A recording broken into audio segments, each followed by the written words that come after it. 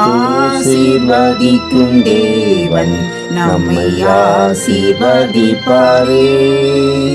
துதி ஸ்தோத்திரம் இயேசுநாதா, துதி உமக்கே என்றுமே. இன்று ஒரு வசனம்.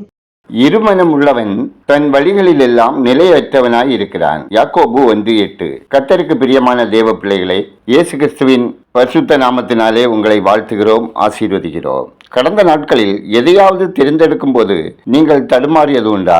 அதுவா இதுவா என்ற சோதனையை நாம் ஒவ்வொரு நாட்களும் சந்தித்திருக்கிறோம். நமது மனம் அலைமோதிக்கொண்டே இருக்கிறது.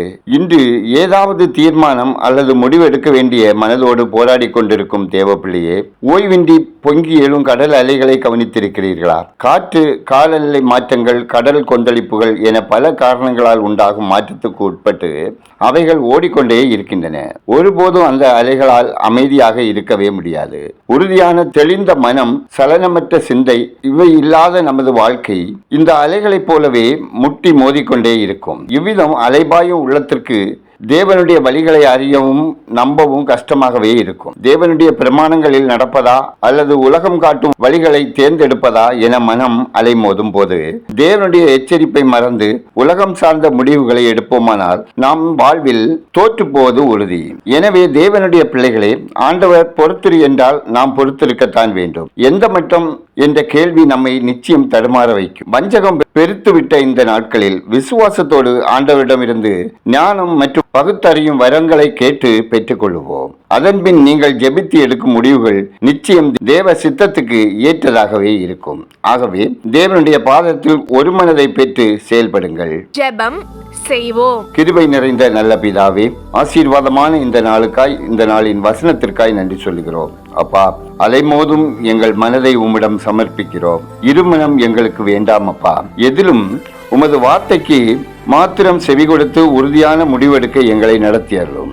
ஆண்டவரே, பாவங்களும் சாபங்களினாலும் வியாதிகளிலும் பலவீனங்களிலும் கஷ்டப்பட்டு மீள முடியாமல் தவித்து கொண்டிருக்கும் ஒவ்வொருவரையும் கர்த்தர் தொட்டு அவர்களை விடுவித்து பரலோக ராஜ்யத்தின் பிள்ளைகளாக நித்திய ஜீவனுக்கு சொந்தக்காரர்களாய் மாற்றும்படி ஜெபிக்கிறோம். அன்றாடம் உணவு, உடை, உறைவிடம் இல்லாமல் தவிக்கும் மக்களின் தேவைகளை கர்த்தரால் சந்திக்கப்பட ஜெபிக்கிறோம். கடன் சுமையால் தவித்துக் கொண்டிருக்கிற நபர்களை கர்த்தர் சந்தித்து ஆசீர்வதிக்க ஜெபிக்கிறோம். ஒவ்வொரு நாளும் தரை வழியாக, கடல் வழியாக, விண்வெளி வழியாக பிரயாணத்தில் ஈடுபடும் மக்களை தேவரீர் பாதுகாத்துக் கொள்ளுங்க.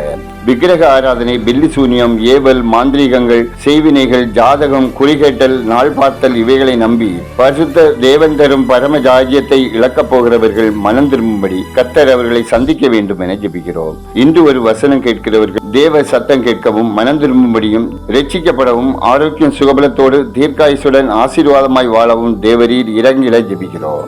ஆண்டவரே, பிசாசு பிடித்தவர்களை விடுவிக்கவும், வியாதியஸ்தர்களை குணமாக்கவும், பார்வை இல்லாதவர்களை பார்வையடையவும், முடவர்கள் சப்பானிகள் நடக்கவும், செவிடர்கள் கேட்கவும், ஊனர்கள் சொஸ்தமாகவும், கர்த்தருடைய வல்லமை வெளியரங்கமாய் உங்க பிள்ளைகள் மூலமாக செயல்படவும், பரலோகத்தின் பிள்ளைகளாக அநேகர் மாறவும் ஜெபிக்கிறோம். கர்த்தாவே, நாங்கள் அனுதின வாழ்வில் எங்கள் வார்த்தையிலும், நடக்கையிலும், பேச்சிலும், ஆவியிலும், கற்பிலும், அன்பிலும், விசுவாசத்திலும் சாட்சியாய் வாழ்ந்திட கிருபை செய்யுங்க.